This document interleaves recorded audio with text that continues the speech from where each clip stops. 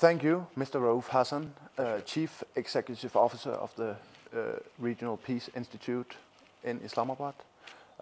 During the next hour, we will have a conversation of the general state of the security situation in Pakistan and in the region. So, just to begin with a very open question. The general state of Pakistan at the moment, the political establishment, the military's role in the society, how do you see that? It's very tense. The civil-military relationship is very tense, and it has undergone various phases. But fortunately, it is now resting at a position which is very disadvantageous to the political leadership. We have transited to this phase through multiple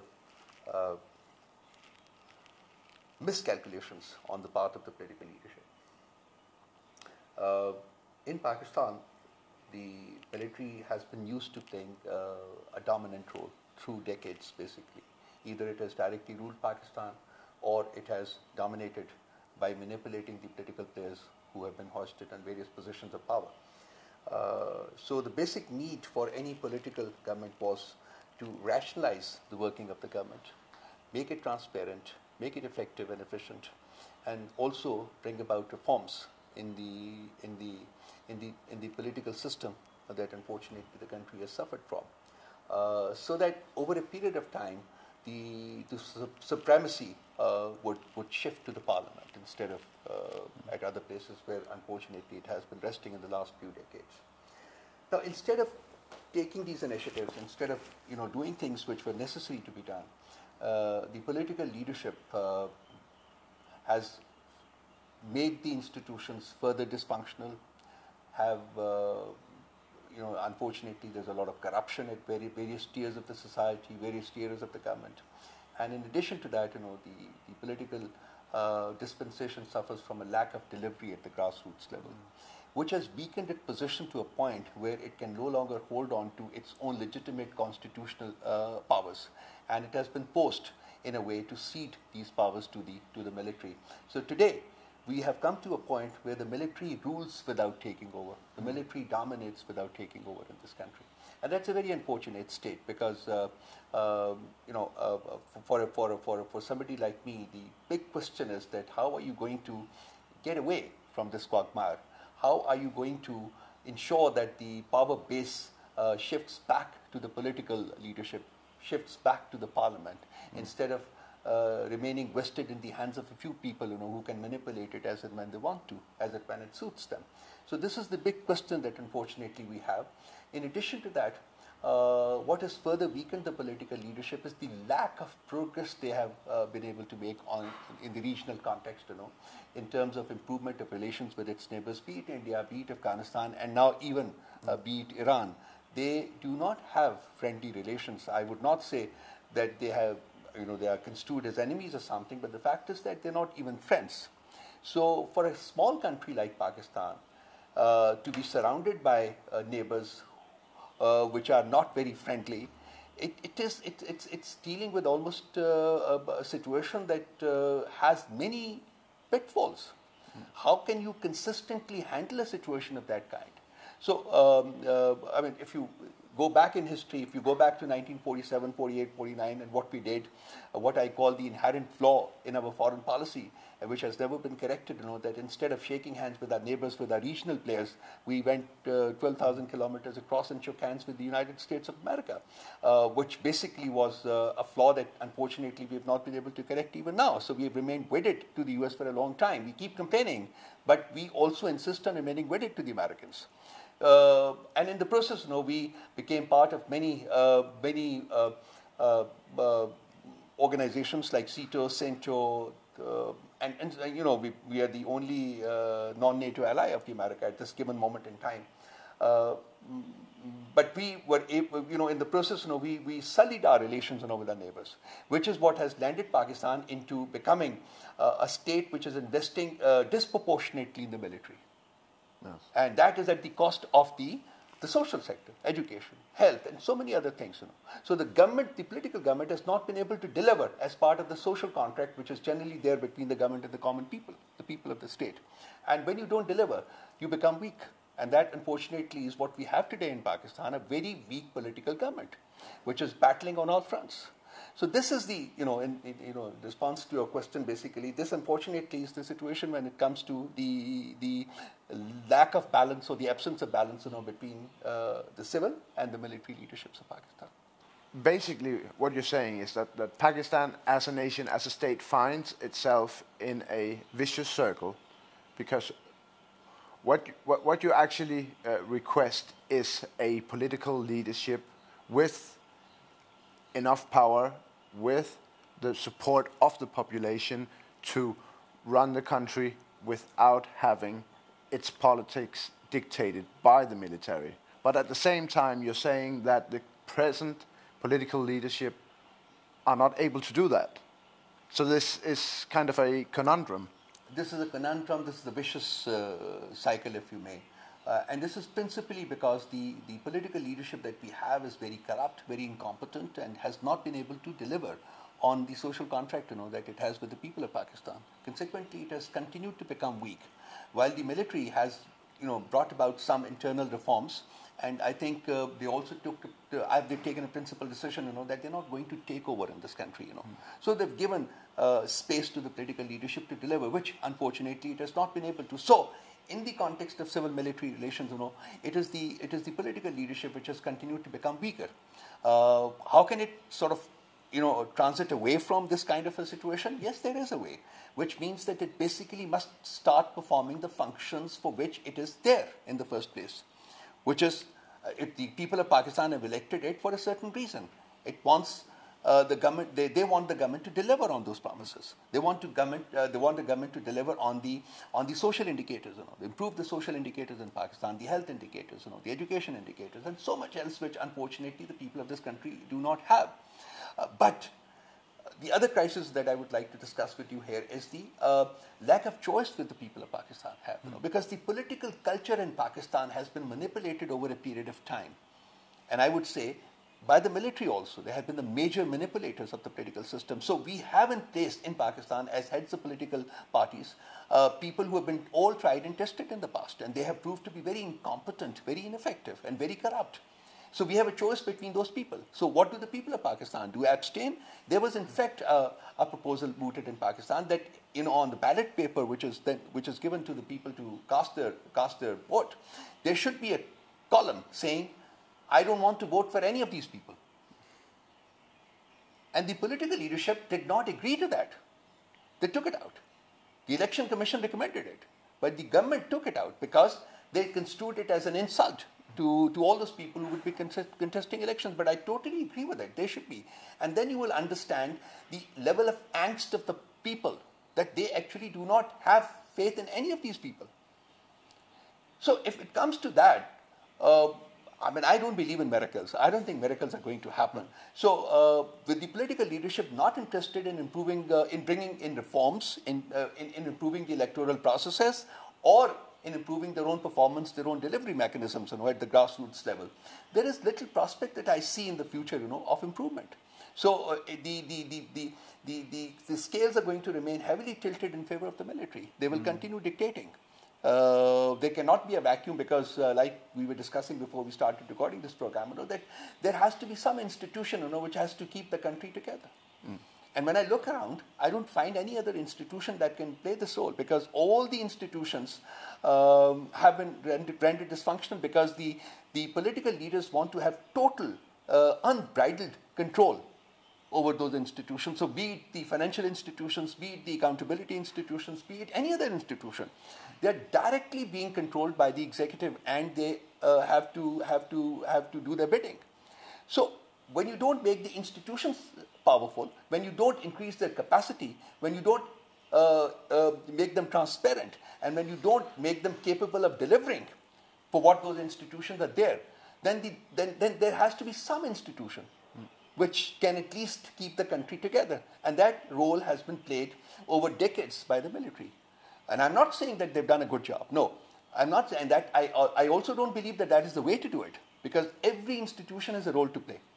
And it is the chief executive of the country that must understand that it has to empower the institutions to start delivering, to start improving the systems and mechanisms that we have in this country. So in the absence of any inkling, any inclination on the part of the political leadership to pass or to devolve power to the institutions to play their role, I don't see the systems improving in Pakistan. So if it doesn't, which I fear it won't, if it doesn't, then the power base will continue, vested in the hands of the military, which is what is the case at this given moment in time. Yeah, and as you say that at the moment also in relation to the internal security problems that we have in Pakistan, that you have in Pakistan, then there is a need for a strong military at the moment. So you could actually say that this circumstances sustains the fact that you need this strong military to deal with these problems. You can actually say that the problems actually points in the direction of keeping the military in this situation, in this function. And the politicians might acknowledge this, and that is why they also keep the military in a strong position. But it's a moot point. It's a debatable point whether the military should continue exercising the power that it has. Given the fact that we have a weak political leadership, we have a weak political government, we have a weak political system in the country. I still believe that the military has only one role to play, which is defending the geographical frontiers of the country. What about the internal threats? But unfortunately, it has been given or it has arrogated to itself so many other things to do, like defending the ideological frontiers of Pakistan, or being called in whenever there is a catastrophe, be it floods, be it earthquake, be it terror, be it which is not the role. Military is not supposed to be doing the job. You should have your policing system, which should be effective enough to deal with that.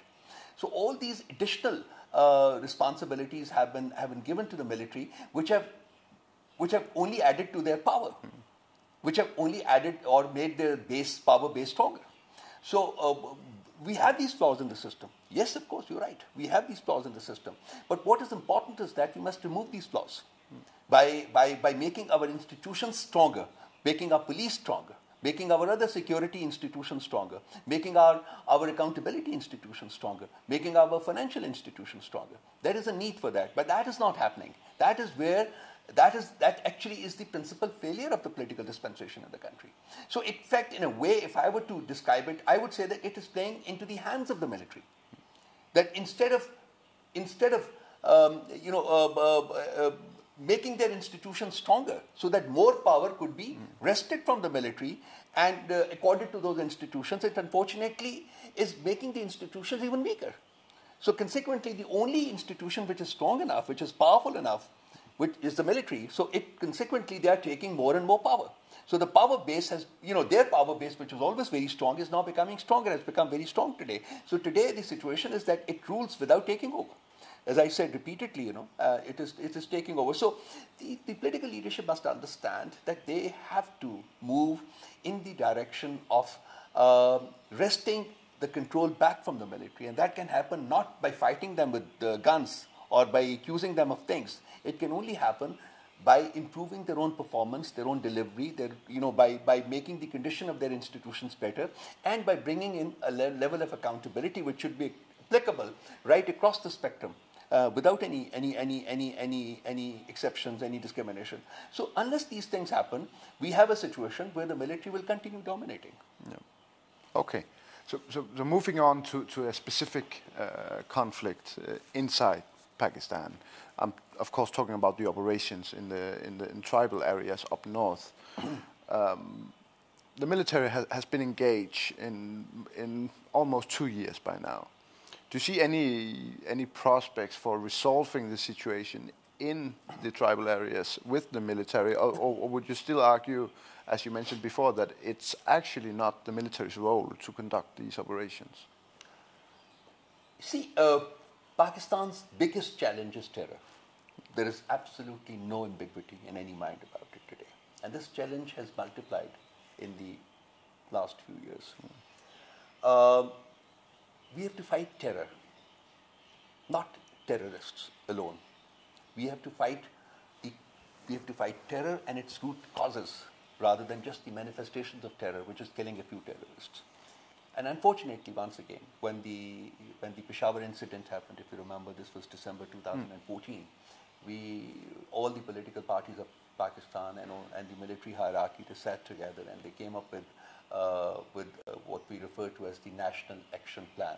Yep. And how is it that the government must proceed in order to ensure that such incidents do not happen in the future. It comprises 20 points which cater to the immediate results, to some mid-term results, and to some long-term results. There was a need for pursuing all those objectives simultaneously to ensure that we have an environment in Pakistan which does not allow or would not allow a free space to terrorist organizations and terrorist groups. But there are many issues. One fundamental issue is that there are terrorists, but these terrorists are coming from someplace. There are some institutions, some organizations, which are radicalizing the minds of the people, that they ultimately become terrorists, militants and terrorists. So there was a need for them to pursue those institutions and ensure that they're regulated, that they're brought under some level of control. I'm principally referring to the seminaries, the madrasas in Pakistan. There are about 40,000 plus madrasas in Pakistan, which are consistently engaged in creating the militant mindsets. Now, because of a weak political government, and because of also a paradoxical approach that the state of Pakistan has followed with regard to terror in Pakistan, that it has, while it is fighting one kind of terror, but it is actually patronizing another kind of terror, which is either India-specific or which the Afghans blame is also Afghan-specific. I'm talking about the Taliban Afghanistan, which is engaged in a battle with the government of Kabul, and we also have such organizations, which are India-specific here, which is Lashkar-e-Taiba, Jamaat-ud-Dawa, or Jaish-e-Mohammed, or whatever. So, when you are selective in what kind of terror you must fight and what kind of terror you must protect, then there is no defeating terror at all, today, tomorrow, or ever in the future. So first and foremost, the state of Pakistan has to reconcile or to come to peace within itself as to what is it that it wants. Who do we want to fight? Yes. Does it want to fight only a certain kind of terrorist network? Like, what is the difference between Taliban Pakistan, which is TTP, which is the state of Pakistan is fighting, and Taliban Afghanistan, which is another militant organization, a terrorist organization, which is fighting the government in Kabul? Particularly after our Prime Minister stated on the soil of Afghanistan that Afghanistan's enemies will be our enemies. So in order to bring about peace in Afghanistan, which means consequently bringing about peace in Pakistan, it was important to know that this terrorist band was weakened and ultimately eliminated. But that has not happened. So while on the one hand we continue to fight Taliban Pakistan, which is engaged in battling the government of Pakistan and the people of Pakistan, we continue extending support to Taliban Afghanistan. So we are basically discriminatory in our approach. We are fighting one kind of terror and we are protecting another kind of terror. Now this discrimination extends even to the other neighbor that we have, which is India. So there are certain India-centric actors whom we protect and defend. So until and unless Pakistan comes to a resolution or resolves this discriminatory approach, this paradox in its policy to fight terror, there's going to be no end to terrorist activity in Pakistan. And this is the principle. This is the principal challenge that the state of Pakistan faces today.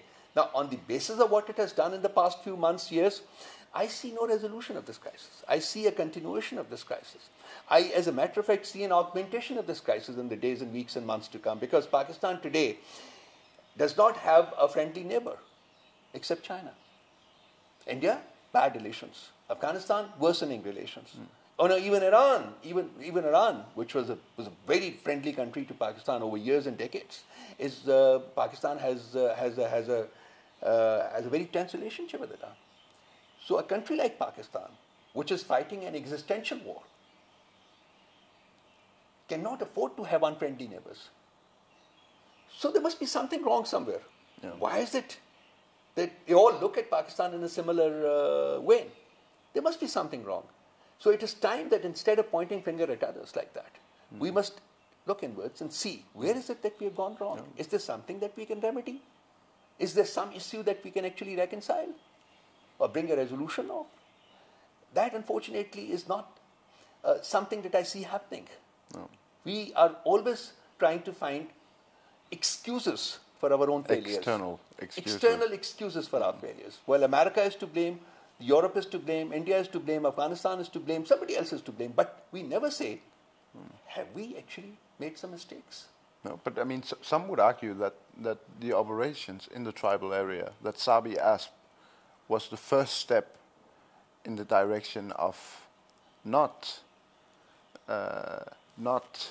making a difference between Taliban Afghanistan and Taliban Lashkar-e-Taiba in Pakistan, that they were actually engaged to both groups at the same times, addressing all groups under one umbrella as terrorists.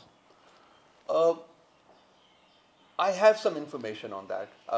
This is one way of looking at things, and I would not totally disagree with you in the sense, that there has been questions raised about capacity. How much can Pakistan undertake at the same time? Can Pakistan fight the entire network of terror in this country and around it? Well, the argument is that no, Pakistan does not have the capacity. Consequently, one has to go one by one. I don't buy that.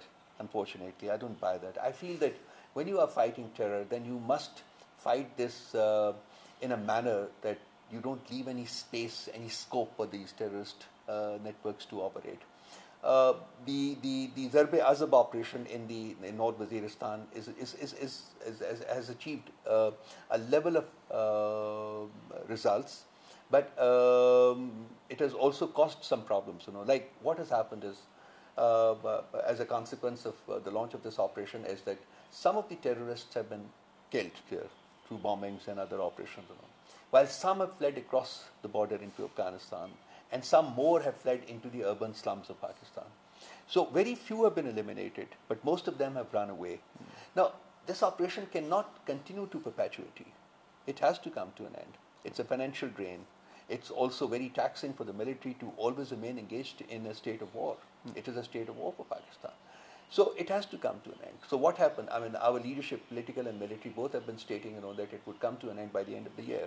So what happens beyond the end of the year? When the operation is no more there, or no longer there, don't you expect some militants from across the border in Afghanistan to come back into their so-called sanctuaries here? That's most what probably. About the urban slums, which are infested, with the terrorist networks, and those people have fled into. I mean, look at the situation in Karachi, for example. There has been qualitative improvement there, but the fact is, once again, can you continue, remain engaged in these operations, for all times to come? So, basically, what I want to bring you round to is that there is a need for regulating the nurseries of terror in Pakistan, which are those seminaries and other such institutions, other such bodies, which have been created. So instead of addressing the terrorists, you should actually addressing the root. Address the root causes of terror. Is the madrasas. So there are no terrorists produced in Pakistan.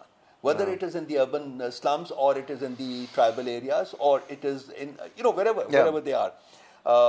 That, I feel, is not being attended to. And in that, I feel that the political leadership is as much responsible as is the military leadership, because the political leadership has had electoral contracts with these militant organizations. They fight the elections together, which is a criminal act, and I think there is no law in Pakistan which should ban it, or which should ensure that no such electoral contracts or political contracts are enacted, with these terrorist organizations. So unless that happens, unless the focus is shifted from fighting terrorists to fighting terror. Wasn't it part of the National Action Plan? It is. Yeah. It is. But it has not been implemented. But political leadership has failed. The government has failed to regulate the madrasas. They tried to do it, but the militant right in Pakistan, the religious organizations and religious political parties, they reacted and they threatened to stage protests, and the government backed off. Yes. You remember this person who killed the former Punjab governor, Salman Taseer, Mumtaz Qadri. You remember that he was finally executed. And you remember how many people got together for his funeral. Yes. And then 30 days later, there is a religious thing which is called the Chalis on the 40th day after the death. There are some prayers offered. And the government of Punjab allowed them to use a major ground in Pakistan for that congregation, and thousands of people got together there. And then they marched on Islamabad. They covered this 22-kilometer area, and nobody stopped them. And they came here and presented their demands to the government, and the government agreed to all those demands and backed off. What does it show? What does it prove? It proves one thing, that the government is either unwilling to confront them, or it is complicit with them. My option, it is complicit with them. It is working in tandem with them to promote a regressive and degenerate mindset in Pakistan. So that is not the solution. That is not going to take Pakistan away from terror. That is going to take Pakistan even closer to terror. So the solution does not lie in just killing 3,000 terrorists. No, that is hardly the solution. As a matter of fact, that is just the reverse of what I would refer to as a solution. Because there's going to be reaction to that also. Those people who are eliminated, their brothers, their cousins, their relations, their associates, their colleagues, they will, this is a typical mindset here. They will react, and they will join these militant bodies, these terrorist bodies, with a greater level of vigor and determination to fight the state of Pakistan. So you need corrective measures. You need to focus on the right things. You need to bring about changes in the way you look at things. You need to eliminate this discriminatory approach. No terror can be a friend of the state of Pakistan. All terror is fighting the state of Pakistan, and all terror is a threat to the state of Pakistan. So it has to be a non-discriminatory approach. You have to deal with all terror with an intention to eliminating it. Unless Pakistan does that, Pakistan is in for trouble. And for that, you need a strong military. For that, we need a strong political government. Because the policies are formulated by the political government. The policies should be formulated by the political government. It is a strong political government that we have, and a strong political government that can stand up for the cause of Pakistan. The military has a role to play in Pakistan. It has continued to play a role in Pakistan in the past. It will continue to play a role in the future, but that role has to be defined. It should be defined in the context of defense of Pakistan's geographical frontiers. And any other role that it may need to play, in case there is a need for it over a period of time. But the principal role for that, governance is not a responsibility of the military. The fact that we want the military to perform that responsibility reflects a weakness on the part of the political government, which is the case today. It is ceding power to the military. Why? Because it has not been able to perform its duties and responsibilities. And what I'm stressing on is that it is the political government that should accept its responsibilities and become functional and start delivering. Empower the institutions, increase their capacities, make them transparent, make them accountable, and make themselves accountable also, the political leaderships. And it is only then that you can have improved governance in Pakistan. And it is through improved governance that you can actually sensitize the people to the danger that Pakistan faces today and, kind of get them together to fight it. That does not happen. Pakistan is in mortal danger of being overtaken by these militant groups at some point in time in the future. Yeah. That sounds like a long road ahead. Well, it is. Moving on to the situation in Afghanistan, where, of course, Pakistan plays a major role in the security situation there. There's been different voices from the West, and especially from Afghanistan, stating that it is actually Pakistan that cooperates with the terrorist movements inside Afghanistan and actually keeps the conflict at the present level as it is right now. What is your view on that? See, there are three assumptions on the basis of which this whole thing, this whole gambit of peace in Afghanistan is debated. And these three assumptions basically are centered in Pakistan's role. The quadrilateral process, for example, where the Americans and the Chinese sit as guarantors, is based on these three assumptions. Assumption number one is that Pakistan has influence over the Taliban.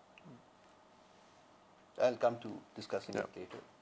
This is one assumption. Consequently, Pakistan should be given a key role. Number two, Pakistan is actually interested in peace in Afghanistan, even under the present conditions. This is the other assumption which is made. And the third assumption is that Pakistan is willing to become a party to eliminate those bodies or those people who refuse to engage in political negotiations with the government in Kabul. These are the three assumptions which are made, and on the basis of which Pakistan is given a key position in the debate for peace, or in the quadrilateral process to bring peace to Afghanistan. In a paper that I presented at a couple of institutes, I debated that maybe these assumptions are not well founded at all. About the first assumption with regard to Pakistan's influence over the Taliban, this has always been exaggerated. And over here, a principal mistake which is made is that influence is confused with control.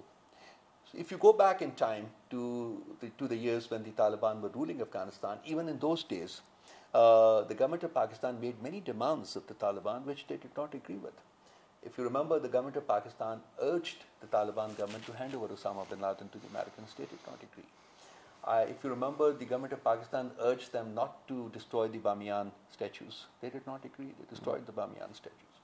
If you remember, the government of Pakistan urged them strongly to sort out this Durand line mess with Pakistan. They did not. And so many other things. So even in those times when Taliban were in full control, almost full control of Afghanistan, they did not listen to Pakistan. They did not agree with what Pakistan was demanding of them. And those problems remained out, or they did what they wanted to do. Now you come to the second assumption, that is, Pakistan is actually interested in peace in Afghanistan under the present conditions, even in the present environment. I beg to disagree. Pakistan has an India fixation, which is paramount.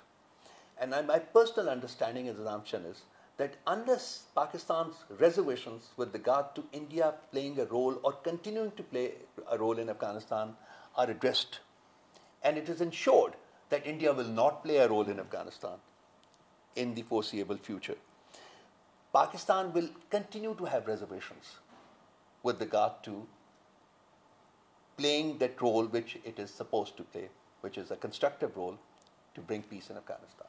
So I have my issues there, and it not only expected of the Americans and the Chinese to ensure that India will be kept out of Afghanistan. I personally disagree with that, because as a sovereign country, Afghanistan has a right to have friendly relations with whichever country it wants. If it wants friendly relations with India, it is well within its right to do that, and Pakistan should not be dictating. Pakistan also has another problem, the Pashtun component of the government in Kabul. They want that the Pashtuns should be given their due right, and this is one of the demands. So I feel that because of many reservations that it has, Pakistan has not been able to play the kind of role with regard to bringing peace in Afghanistan that it was expected to. So it may not actually be willing to move in that direction unless these grievances, these reservations are addressed. And the third and the most important question is whether the quadrilateral process in peace in Afghanistan is based on differentiation, on a differentiation between the reconcilable Taliban, means that those Taliban who agreed to negotiate with the government in Kabul, and the non-reconcilable, that means those Taliban which do not agree to talk to the Afghan government. After they have been separated, the reconcilable from the non-reconcilable. Then there was an understanding that all these powers will move against those who refuse to engage in a political negotiation with the government in Kabul. So Pakistan, understandably, has not agreed to doing that. That means the very basis, the very foundation on which the quadrilateral process was based, which means sifting the reconcilable from the not reconcilable and then moving to eliminate the not reconcilable and helping the reconcilable to negotiate with the government in Kabul to come to an understanding, that is destroyed. That basis is destroyed. That foundation is taken from under the edifice on which it was resting. So, these are the three assumptions, and I feel that on each of these three assumptions, Pakistan has had reservations. Its influence over Taliban was exaggerated. Its interest in a genuine peace in Afghanistan under the present environment, under the present conditions, was misperceived, misunderstood, and its willingness to engage militarily with those Taliban who do not reconcile with the government in Kabul was also misunderstood. So when these things are there, when these reservations are there, when Pakistan is not willing to become a party to eliminating those terrorist networks who do not engage politically with the government of Kabul, then Pakistan's role has come under the scanner internationally. So what is the role? So the quadrilateral process is all but dead.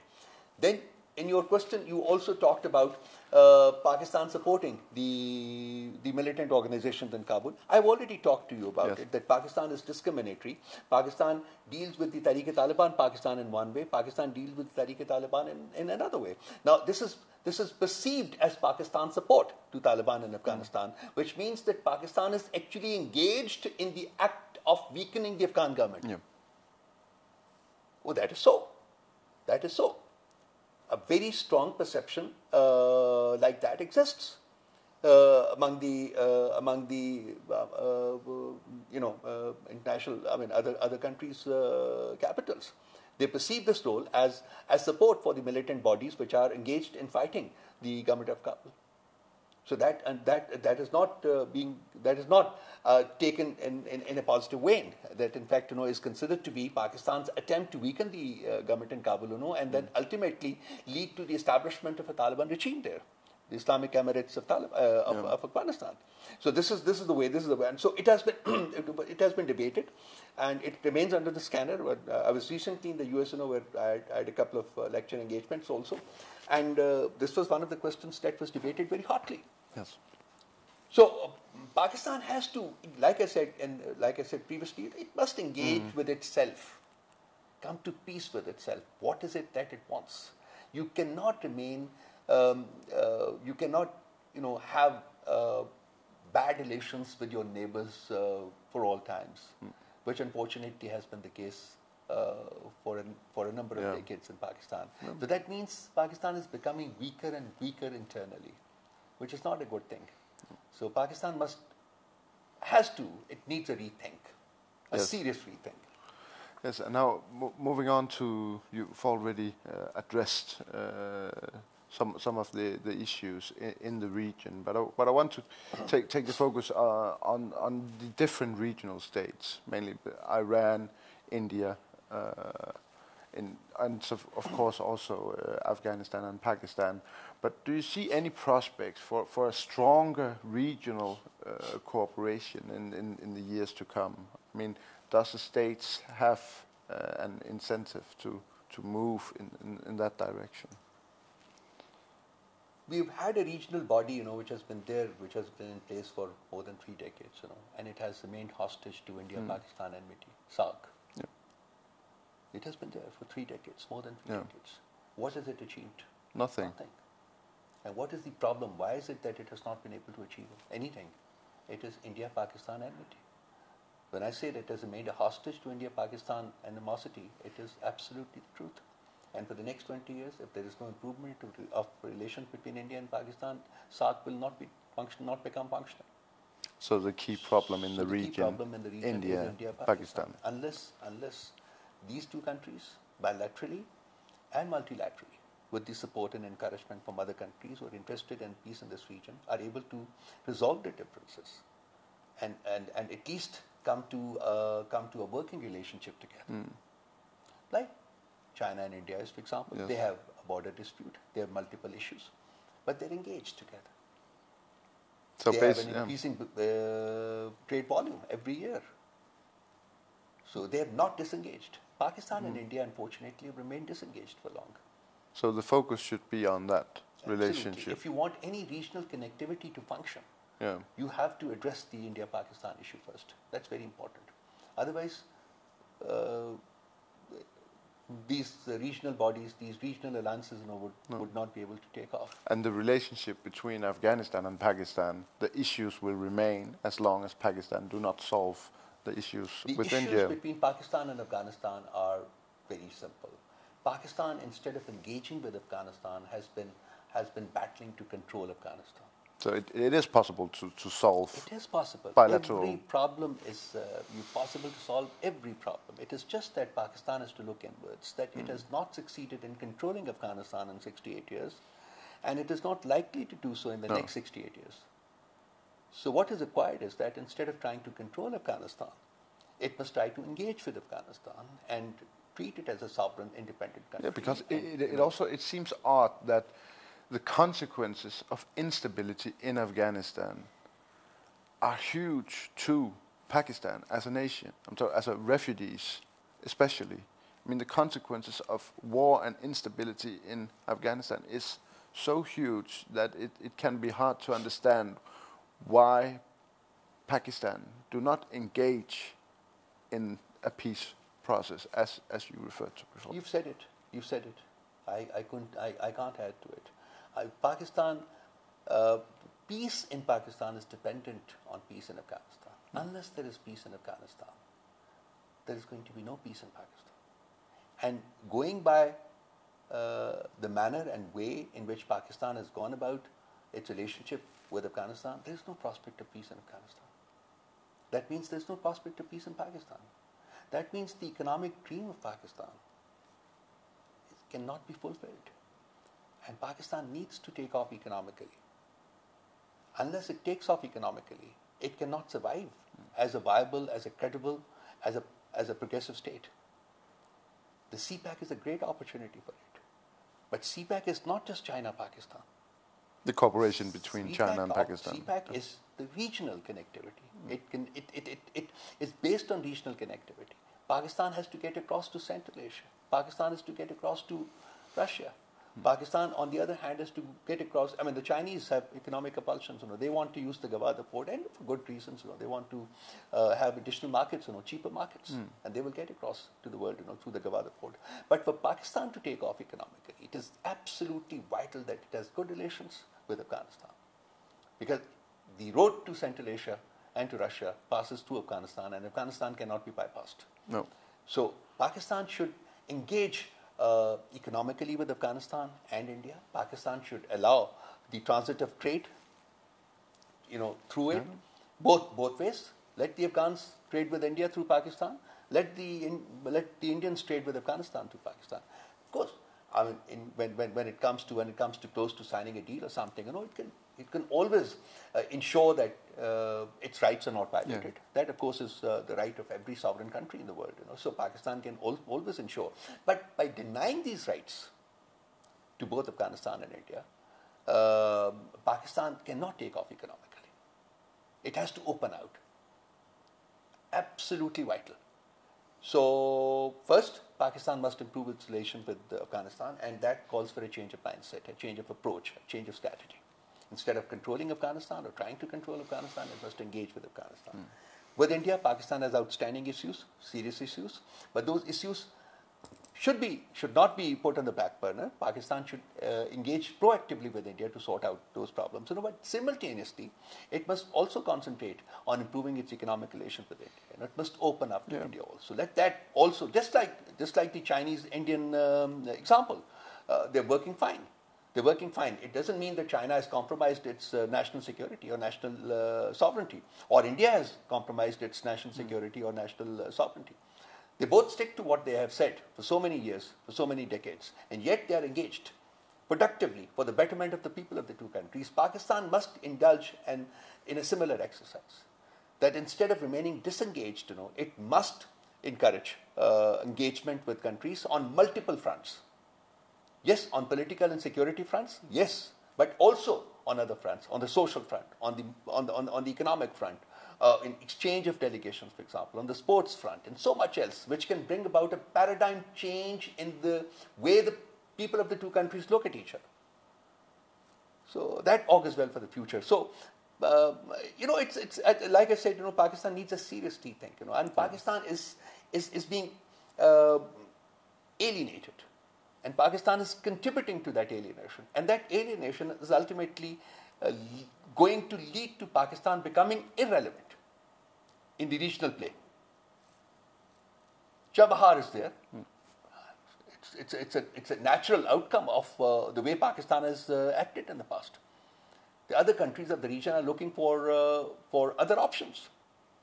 If it is not going to be Pakistan's territory, then it is going to be some other way. So they will find a way. But Pakistan will become more and more alienated. And ultimately, my fear is that Pakistan will become irrelevant to whatever is happening in the region. And that will be a sad day. I've read some of your publication, and they're quite critical towards Pakistan. But I mean, we all know that Pakistani society is not as free as other countries. So how is it to be a critical thinker in the Pakistani society? First and foremost, my criticism of Pakistan springs out of my love and affection for my country. I dream of a Pakistan that will be progressive, that will be vibrant, that will play its due role, and it's a very important role that Pakistan can play. I want to see this in days and weeks and months and years to come, that Pakistan actually starts playing that role. Instead of alienating itself and becoming irrelevant, it becomes center stage and it plays that role. So first and foremost, my criticism is not negative. My criticism is because I want this country to move on, and it can move on. Responding to the other part of your question, it's very difficult. It's very difficult. One is under the scanner. One is being observed. One's intentions and motives are being questioned, which is the worst thing that can happen to any human being. One is not usually understood in the right perspective.